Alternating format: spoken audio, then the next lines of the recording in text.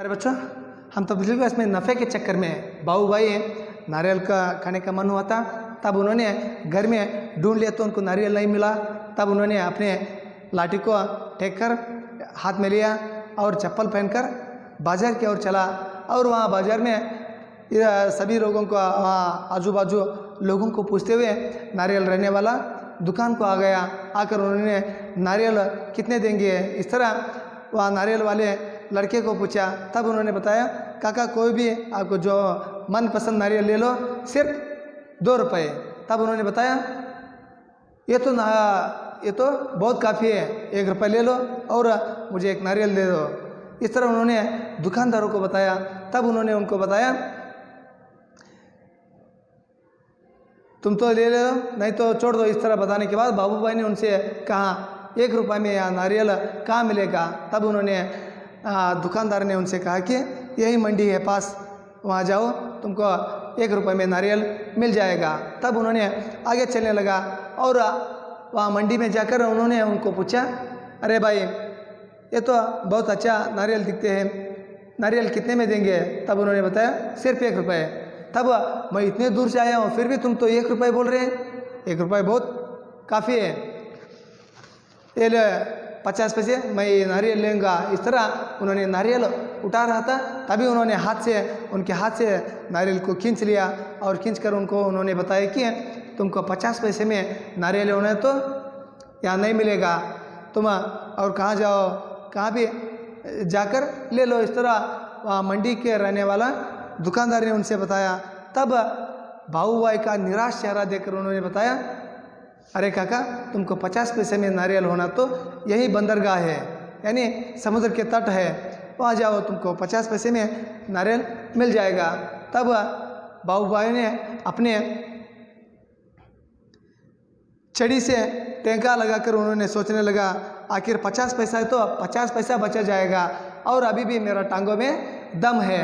इस तरह सोचकर उन्होंने घिसटते हुए आगे आगे चलने लगा और सागर के पास जाकर वहाँ समुद्र के तट नाव वाले बैठा था, उनके पास सामने 2-4 नारियल पड़े थे। तब उन्होंने उनसे पूछा, अरे भाई ये नारियल दिखने में बहुत अच्छा लगता है, तुम कितने में देंगे।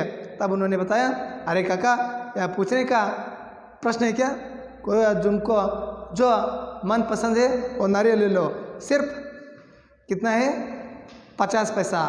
वहाँ तक हम तो पिछले क्लास में अध्ययन किया था बच्चों। अब आगे देखिए, 50 पैसे बाबू भाई हक्के बुक्के हुए। देखो 50 पैसे बाबू भाई हक्के बुक्के हो गए। ಒಂದು 50 ಪೈಸಾ ಇಷ್ಟೊಂದು ಹಣನ ಭಾಳಪ್ಪ ಇದು ಅಂದವನ ಆಶ್ಚರ್ಯಚಕಿತ ಆಗಿಬಿಟ್ಟ, ಗಾಬರಿ ಆಗಿಬಿಟ್ಟ ಅಲ್ಲಿ ಬಾಬೂಬಾಯಿ, ಏನೋ ಇಷ್ಟ ಹಾಕೊಂಡ ಹೇಳ್ತೀನಿ ನೀನು ದುಡ್ಡನ ಅಂತಂದು ಹೇಳ್ತಾನವ। इतनी दूर से पैदल आया हूँ मैं, इतनी दूर से आया हूँ, इतना थक गया हूँ, इಷ್ಟೊಂದು ದಿನಾಗಿ ನಾನು ಆಯಾಸ ಹೊಂದಿನಿ, और तुम कहते हो 50 पैसे, ನೀ ಹೇಳಂತಿ ಈ ಒಂದು ಎಳ್ನೀರಿಗೆ ಎಷ್ಟು 8ನೇ ಅಂತ ಹೇಳ್ತೀಯಲ್ಪ, मेरी मेहनत बेकार हो गई है। ना भाई ना, 50 पैसा बहुत ज़्यादा है, मैं तुम्हें 25 पैसे दूंगा, या लो रख लो। ऐसा कहते हुए बाबू भाई झुककर नारियल उठने ही वाले थे। देखो उतना कहकर उन्होंने 25 पैसे देकर नारियल उठ रहे थे। तभी नाव वाले ने क्या कहा, देखो ಇಷ್ಟೊಳಗ 50 ಹೇಳ್ತಿಯಲ್ಲೋ, ಎಂತ ಹೇಳ್ತೀನಿ ನೀನು, 8ನೇ ಅಂತ ಹೇಳ್ತಿಯಲ್ಲ, ಅಷ್ಟು ದೂರಿಂದ ಬಂದೀನಿ, ಎಷ್ಟಾಗೊಂಡ ನಾನು ಆಯಾಸ ಹೋಗಿನಿ, ಜೊತೆಗೆ ನೀ 8ನೇ ಹೇಳ್ತಿಯಲ್ಪ, ಭಾಳ ಆಯ್ತು, ನಾ ಅಷ್ಟು ದೂರ ಬಂದಂಥ ಒಂದು ಪರಿಶ್ರಮ ಏನು ನಂದು, ಜೊತೆಗೆ ನೀ ಇಷ್ಟೊಂದು ದೊಡ್ಡ ಭಾಳ ಆಗ್ತದೆ ತೋ ಇದರ 4ನೇ ತಗೋ, ಈ ಒಂದು ಎಳ್ನೀರು ಕೊಡು ಅಂದವನ ಎಳ್ನೀರು ಇನ್ನೇನು ಕೈಯೊಳಗೆ ತೋಳ ಅಂತಿದ್ದ। ಏನಾಯ್ತು ನೋಡ್ರಿ ಮಕ್ಕಳೇ, नाव वाले ने कहा नीचे रख दो, नाव वाले ने बाबू भाई को कहा नीचे रख दो, मेरा साथ कोई सौदा वायदा नहीं, सस्ते में चाहिए नारियल को बगीचे में चले जाओ, वहाँ ढेर सारे मिल जाएगा मनपसंद दाम में। देखो आगे उन्होंने बताया कि नाव वाले नीचे रख दो भाई, तुम्हारे साथ सौदा वैदा कोई भी लेना देना नहीं है, सस्ते में तुमको चाहिए ना, तुम तो यही नारियल का बगीचे है, वहाँ चले जाओ, तुमको कितने दाम में होगा उतने दाम में, जो मनपसंद दाम में तुमको वहाँ नारियल मिल जाएगा। वहाँ अंगड़ी वहाँ ಸಮುದ್ರ ದಂಡಿ ಕಡೆ ಇರುವಂಥ ಹಡಗಿನ ಹೇಳ್ದ, ಕಾಕ ಇಟ್ಟು ಬಿಡು, ನಿನ್ನ ಜೊತೆಗೆ ನನಗೆ ತೆಗೆದುಕೊಳ್ಳೋದು ಏನೂ ಒಂದು ವ್ಯವಹಾರ ಇಲ್ಲ. ನಿನಗೆ ಕಡಿಮೆ ರೊಟ್ಟಿನೊಳಗೆ ಏನಾದರೂ ಬೇಕಂದ್ರೆ ಏನು ಮಾಡಿ ಕಾಕ, ಇಲ್ಲೇ ಒಂದು ತೆಂಗಿನ ತೋಪ ಐತಿ, ಅಲ್ಲಿ ಹೋಗ್ಬಿಡು. ನಿನಗೆ ಯಾವ ರೇಟಿಗೆ ಬೇಕು ಆ ರೇಟಿಗೆ ನಿನಗೆ ಎಳ್ನೀರು ಕೊಡ್ತಾರೆ ಅವರು. ಅಲ್ಲಿ ಹೋಗಿ ಏನು ಮಾಡ್ಕೊ, ಎಳ್ನೀರನ್ನ ನಿನಗೆ ಎಂಥದ್ದು ಬೇಕು ಅಂಥದನ್ನ ತೆಗೆದುಕೋ ಅಂತಂದು ಆ ಒಂದು ಬಂದರ್ಗಾದ ಹುಡುಗ ಹೇಳಿದ ಮಕ್ಕಳೇ. बाबूभाई ने फिर अपने आप को समझाया, इतनी दूर आया हूँ, अब बगीचे तक जाने में हर्जी क्या है। सच बात तो यहाँ है कि काफ़ी थक चुके थे, मगर 25 पैसे बचाने क्लास से ही उनके पूर्ति आ गई। देखो बाबूभाई अपने आप को समझाया, उन्होंने अपने आप को समझाया, इतने दूर से आया हूँ, अभी थोड़ा दूर जाए तो मेरा क्या चले जाएगा, हर जाएगा, इस तरह उन्होंने सोचा। और सच बात है तो कि बाबूभाई तो काफ़ी थक चुके थे, मगर 25 पैसे बचाने का क्लास उसमें फुर्ती आ गया था, यानी स्फूर्ति उनमें जोश आ गया था। ಇಲ್ಲಿ ನಿಜವಾಗ್ಲೂ ಬಾಬುಬಾಯಿ ವಿಚಾರ ಮಾಡೋಂತ್ರಿ, ಇಷ್ಟ ದೂರ ಬಂದೀನಿ, ಇನ್ನು ಸ್ವಲ್ಪ ದೂರ ನಡೆದ್ರೆ ನಂತರ ಏನು ಹೋಗುತ್ತಾ, ಇಷ್ಟ ಬಂದುಬಿಟ್ಟಿನಿ. ಆದ್ರೆ ನಿಜವಾದಂಥ ಒಂದು ಸತ್ಯವಾದಂಥ ನಿಜವಾದಂಥ ಒಂದು ಮಾತಂದ್ರೆ, ಬಾಬುಬಾಯಿ ಇದುವರೆಗೆ ನಡೆದು ಬಂದಿದ್ದು ಏನಾಗ್ಬಿಟ್ಟಿತ್ತು, ಭಾಳಷ್ಟು ದಣದು ಬಿಟ್ಟಿದ್ರು, ಅವ್ರಿಗೆ ಆಯಾಸ ಆಗಿಬಿಟ್ಟಿತ್ತು, ಒಂದೊಂದು ಹೆಜ್ಜೆ ಇಡಾಕ್ಸತಿ ಕುಂತಿದ್ದಿಲ್ಲ. ಆದರೂ ಇಲ್ಲಿ 8 ಉಳಿಸೋಣ ಅಂತ ಒಂದು ಏನಾಗಿತ್ತು, ಅವ್ರಿಗೆ ಸ್ಫೂರ್ತಿ ಉಳಿದಿತ್ತು. ಹೆಂಗಾರು ಮಾಡಿ ಈ 8 ಉಳಿಸಬೇಕು ಅನ್ನೋ ಒಂದು ಮನದೊಳಗೆ ವಿಚಾರ ಇತ್ತು. ಆ ಕಾರಣದಿಂದ ಆ ಒಂದು ಸ್ಫೂರ್ತಿದಾಯಕ ಅವರಲ್ಲಿ ಹುರುಪು ತುಂಬಿತ್ತು. ಆ ಉಳ್ಸಕ್ಕೆ ಮುಂದೆ ಏನಾಯ್ತು ನೋಡ್ರಿ ಮಕ್ಕಳೇ. बाबूभाई नारियल के बगीचे में पहुंच गए। वहाँ के मालिक को देखकर उसने पूछा, यहाँ नारियल कितने में बेचेंगे। देखो बाबूभाई नारियल के बगीचे में पहुंच गए। वहाँ के मालिक को देखकर उन्होंने पूछा, यहाँ नारियल को कितने में बेचेंगे। ಆ ಬಾಬುಬಾಯಿ ತೆಂಗಿನ ತೋಪಿನೊಳಗೆ ಹೋದೋನ ಅಲ್ಲಿ ಒಂದು ಎಳ್ನೀರು ಎತ್ಕೊಂಡ, ತಮ್ಮ ಎಳ್ನೀರು ಹೆಂಗೆ ಕೊಡ್ತೀಪ್ಪ ಇದನ್ನು ಅಂತಂದು ಆ ಒಂದು ಎಳ್ನೀರು ಅವಂಗ ಆ ಒಂದು ತೋಟದ ಮಾಲಿಗೆ ಕೇಳಿದ. ಆ ಮಾಲಿ ಹೇಳ್ತಾ ನೋಡ್ರಿ, माली ने जवाब दिया, जो पसंद आया ले जाओ काका, बस 25 पैसा का एक, 25 पैसे को एक. ಆ ಒಂದು ತೋಪಿನ ಹೇಳ್ದ, ಕಾಕ ನಿಂಗೆ ಎಂಥ ಕಾಯಿ ಬೇಕು, ದೊಡ್ಡದಾರು ತಗೋ, ಸಣ್ಣದಾರು ತಗೋ, ನಿನಗೆ ಎಂಥ ಕಾಯಿ ಬೇಕು ಅಂಥ ಕಾಯಿ ತಗೋ, ಕೇವಲ ಎಷ್ಟು 4 ತಗೋ ಕಾಕ ಅಂತಂದು ಆ ಒಂದು ಎಳ್ನೀರ ಒಂದು ತೆಂಗಿನ ತೋಟದ ಒಬ್ಬ ಮಾಲಿ ಹೇಳಿದ. ಅವಾಗ ಕಾಕ ಏನು ಹೇಳ್ತಾ ನೋಡ್ರಿ, हे भगवान 25 पैसे पूरा गुस्सा फैजल आने के बाद भी मेरे बात मानो, एक नारियल मुफ्त में ही दे दो। हाँ देखो मैं कितना थक गया हूँ। देखो बाबू भाई ने कितने यहाँ अद्भुत से बता दे। देखो, हे भगवान मैं पूरा रास्ता पैदल आने के बाद भी मुझसे 25 पैसा मांग रहा है, एक मुफ्त में नारियल दिलाए तो कितना अच्छा होगा, मैं कितना थक गया हूँ।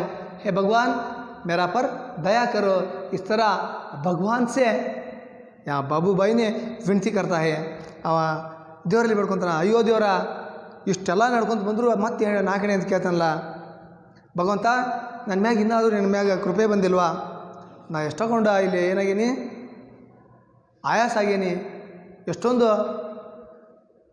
ದಣದೇನಿ, ಇಷ್ಟಾದರೂ ನನ್ನ ಮ್ಯಾಗ ನಿನಗೆ ದಯ ಇಲ್ವಾ, ಒಂದು ಕಾಯಿನ ಫ್ರೀಯಾಗಿ ಕೊಡ್ಸಿರ ಏನಾಗದ ಭಗವಂತ ಅಂತ ಬೇಡ್ಕೊಂಡಾಗ ಅವಾಗ ಅಂಗಡಿ ಒಂದು ತೋಟದ ಒಬ್ಬ ಮಾಲಿ ಏನಾಯ್ತು ನೋಡ್ರಿ ಮಕ್ಕಳೇ.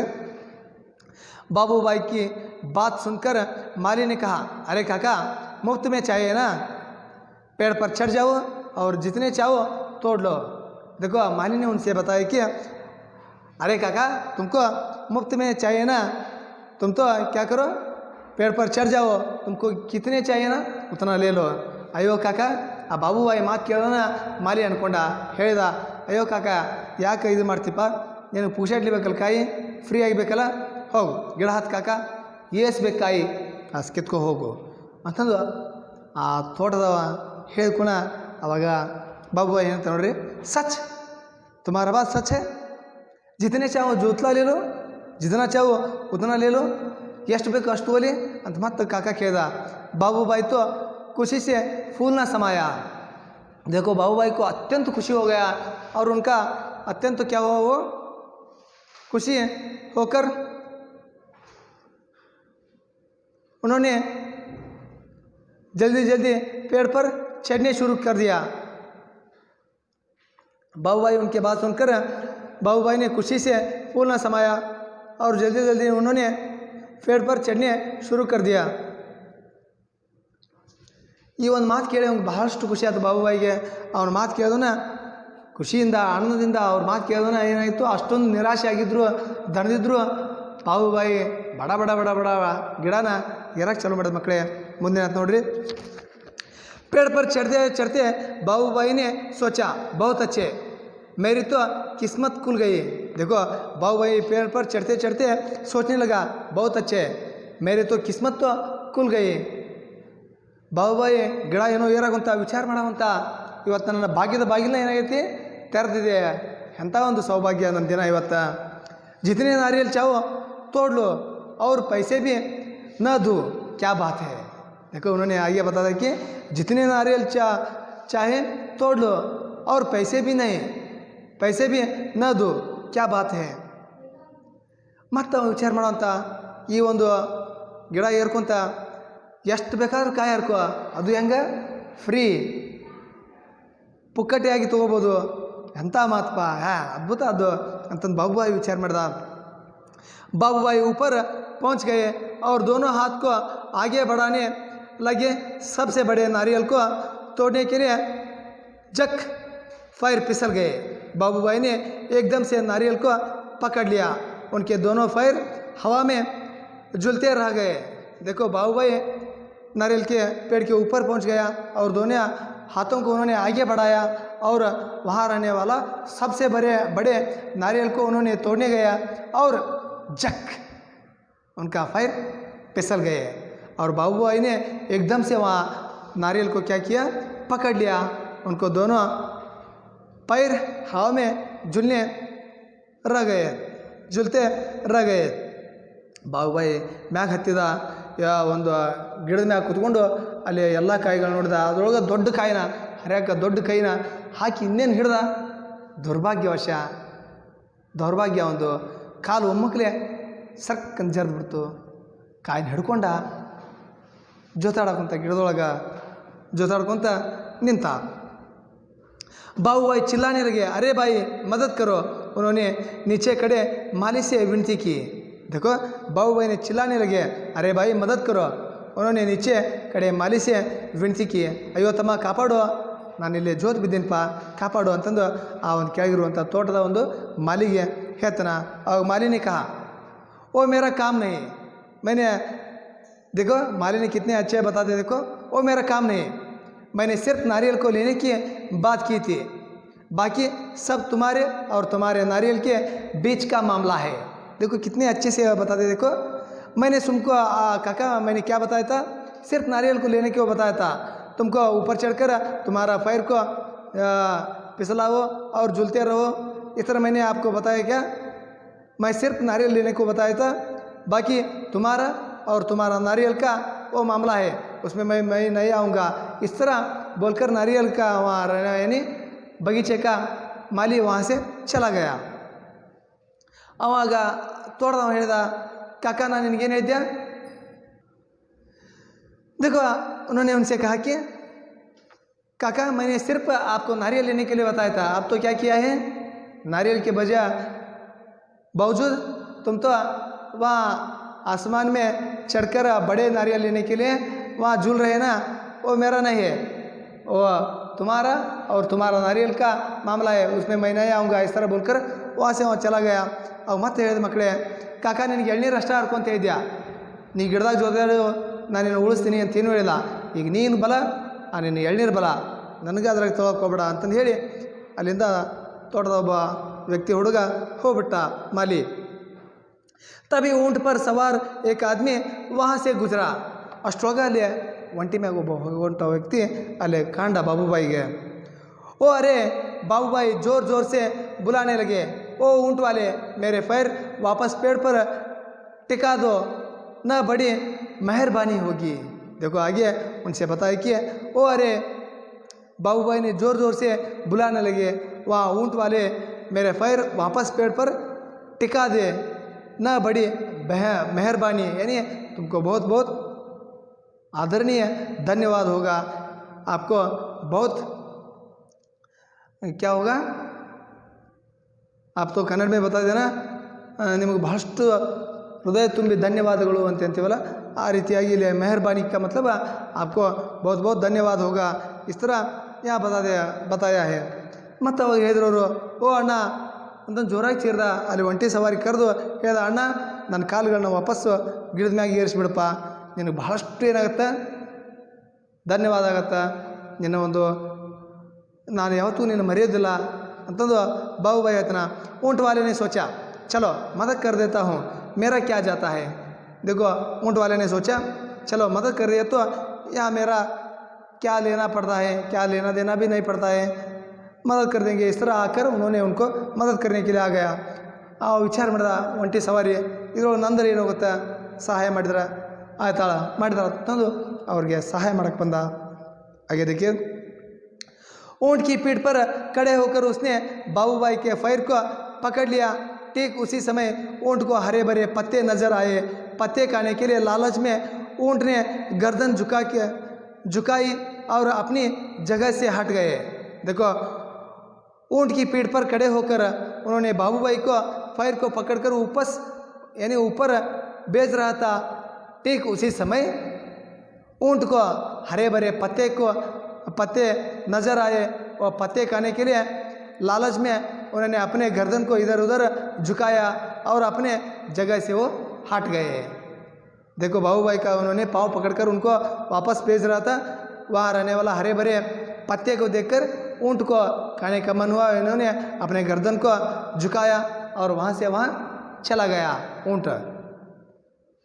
ಬಾಬು ಬಾಯಿ ಕಾಲು ಹಿಡಿದು ಇನ್ನೇನು ಗಿಡಕ್ಕೆ ಮ್ಯಾಗ ಏರಿಸ್ಬೇಕು ಅಂತ ನಿಂತಿದ್ದ, ಅಲ್ಲಿರುವಂಥ ಹಸಿರಾದಂಥ ಗಿಡಗಳನ್ನ ನೋಡಿ ಖುಷಿ ಆಗ್ಬಿಡ್ತಾ, ಅಲ್ಲಿ ಒಂಟಿಗೆ ತಿನ್ನೋ ಒಂದು ಆಸೆ ಆಯ್ತು, ತನ್ನ ಕುದಿಗೆ ಅಲ್ಲಾಡಿಸಿದ್ದ ಒಂದು ಏನು ಮಾಡಿಬಿಡ್ತು, ಅಲ್ಲಿಂದ ಮುಂದೆ ಹೋಗ್ಬಿಡ್ತು। ಬಾಬು ಬಾಯಿ ಕಾಲು ಒಂಟಿ ಸವಾರಿ ಹಿಡಿದಿದ್ದ, ಅವ ಬಾಬು ಬಾಯಿ ಕಾಲು ಹಿಡಿದು ಜೊತಾಡಕ್ಕೆ ಕುಂತಾವಾಗ ಅವನು बस वह आदमी ऊँट की पीठ से फिसल गया। अपनी जान बचाने के लिए उसने बाबू भाई का पैर को कसक कर पकड़ लिया। इतने में एक घुड़सवार आया। देखो बस वह आदमी ऊँट की पीठ से फिसल गया। अपनी जान बचाने के लिए उन्होंने बाबू भाई के पैर को कस कर पकड़ लिया। इतने में एक घुड़सवार वहाँ आ गया। ಇನ್ನೇನು ಬಾಬು ಬಾಯಿಗೆ ಮ್ಯಾಗ ಕಳಿಸ್ಬೇಕಂತ ಕಾಲು ಹಿಡಿದು ಇದು ಮಾಡಿದ್ದ, ಒಂಟಿ ಹೋಗ್ಬಿಡ್ತು। ತಾಯಿಯಲ್ಲಿ ಬಿದ್ದು ನನಗೆಲ್ಲಿ ಪ್ರಾಣ ಏನಾಗುತ್ತೆ ಅನ್ನೋದಕ್ಕೆ ತನ್ನ ಪ್ರಾಣ ಉಳಿಸುವ ಸಂಬಂಧ ಗಬಕ್ಕನ ಏನು ಮಾಡಿಬಿಟ್ಟ, ಬಾಬು ಬಾಯಿನ ಕಾಲುಗಳನ್ನ ಗಟ್ಟಿಯಾಗಿ ಹಿಡ್ಕೊಂಡ ಒಂಟಿ ಸವಾರಿ ಅಂತಂದು ಹೇಳ್ಬೋದು ಮಕ್ಕಳೇ।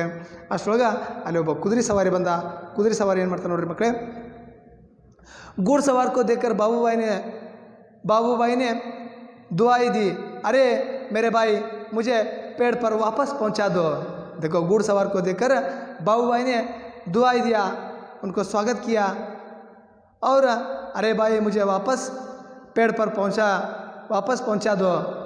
अಯ್ಯೋ ಅಣ್ಣ ಬಾ ಅಣ್ಣ, ನಿನ್ನ ಕಾಯಕ್ಕೆ ಕುಂತಿದ್ವಿ, ಬಾರೋ ಅಣ್ಣ ಬಾ ಬಾ ಅಂತಂದು ಜೋರಾಗಿ ಕರೆದು ಹೇಳಂತ, ಅಣ್ಣ ದಯಮಾಡಿ ನನ್ನ ಹೊಳ್ಳೆ ಗಿಡದ ಮ್ಯಾಗ ಕಳಿಸ್ಬಿಡಪ್ಪ, ನಿನಗೆ ಬಹಳಷ್ಟು ಧನ್ಯವಾದ ಆಗತ್ತಾ ಅಂತ ಮತ್ತೆ ಕೇಳ್ದ।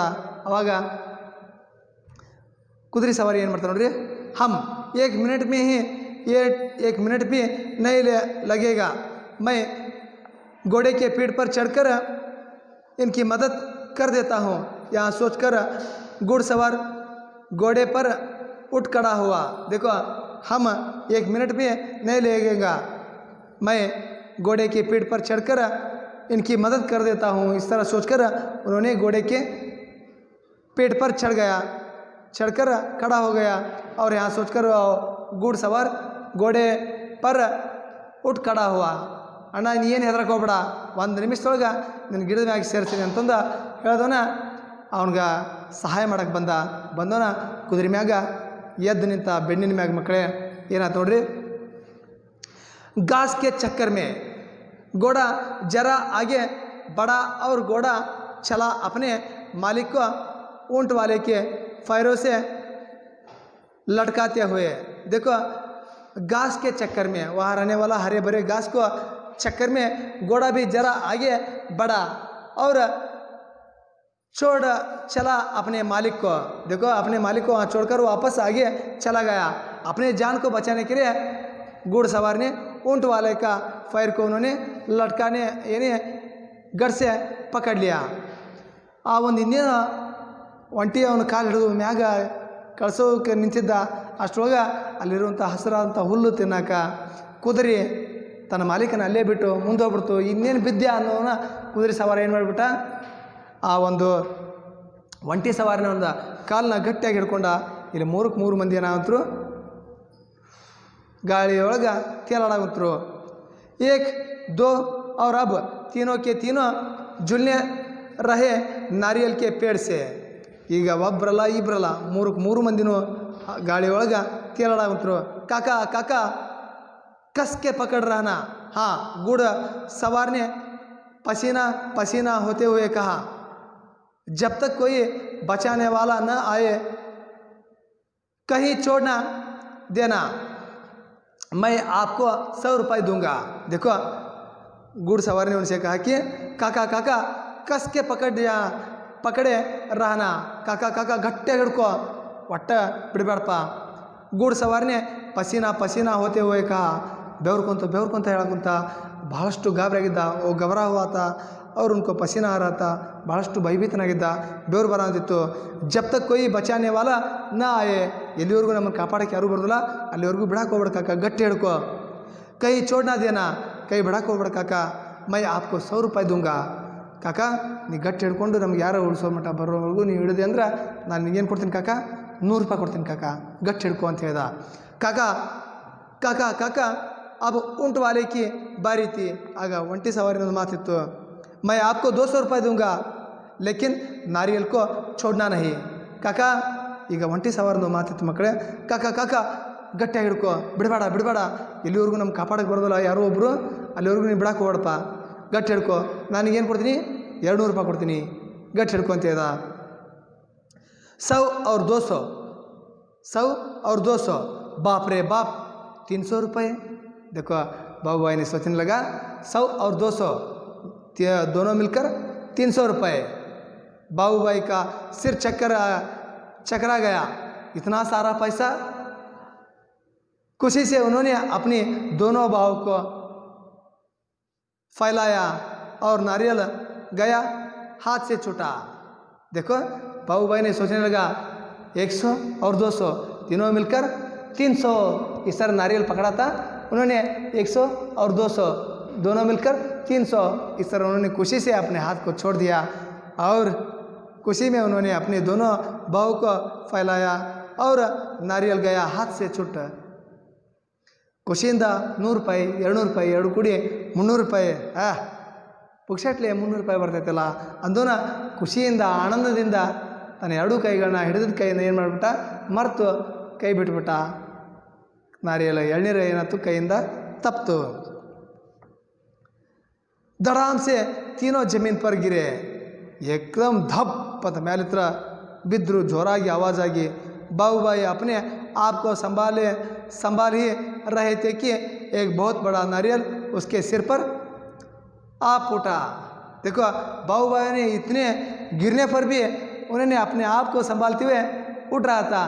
उसी वक्त जो नारियल बाबूभाई ने पकड़ा था ना, वो नारियल आकर बाबूभाई के सिर पर आकर फूटा. ಎಷ್ಟಾದರೂ ಮ್ಯಾಲಿತ್ರ 3 ಮಂದಿ ಕೆಳಗೆ ಬಿದ್ದರು, ದಪ್ಪನೆ ಬಿದ್ದರು, ಜೋರಾಗಿ ಹೊಡೆದು ಬಿದ್ದು 3 ಮಂದಿಗೂ. ಅಷ್ಟಾದರೂ ಬಾಬುಬಾಯಿ ಹಂಗೋ ಮಾಡಿ ಮತ್ತೆ ಮ್ಯಾಗೆ ಹೇಳಾವಂತಿದ್ದ. ಆದರೆ ಅಲ್ಲಿವರೆಗೂ ಬಾಬುಬಾಯಿ ಕಾಯಿ ಹಿಡಿದಿದ್ನಲ್ಲ, ಆ ಕಾಯಿ ಏನಾಗ್ಬಿಡ್ತು, ದೊಡ್ಡ ಕಾಯಿ ಬಾಬುಬಾಯಿ ತಲೆ ಮ್ಯಾಗ ಬಂದು ರಪ್ಪನ ಬಿತ್ತು. ಮಕ್ಕಳೇ, ಇಲ್ಲಿಗೆ ಈ ಒಂದು ನಾವು ಆಸೆ ಪಟ್ರ ದುರಾಸೆ ಪಟ್ರ, ಆಸೆ ಇರಬೇಕು, ದುರಾಸೆ ಇರಬಾರ್ದು. ದುರಾಸೆಗೆ ಅಂತ್ಯ ಏನಿರ್ತೈತಿ, ಭಾಳಷ್ಟು ವ್ಯರ್ಥವಾಗಿರ್ತೈತೆ ನಾವು ತಿಳಿಸ್ಕೊಡುವಂಥ ಒಂದು ಪಾಠ ಇದು. ನಿಮ್ಮ ಈ ಒಂದು ನಫೆಗೆ ಚಕ್ಕರ್ ಪಾಠ ಮಕ್ಕಳೇ. ಮುಂದಿನ ಒಂದು ಕ್ಲಾಸ್ನೊಳಗೆ ಮುಂದಿನ ಒಂದು ಪಾಠದ ಮುಖಾಂತರ ನಿಮಗೆ ಭೇಟಿ ಹಾಕಿನಿ. ಅಲ್ಲಿವರೆಗೂ ಧನ್ಯವಾದ.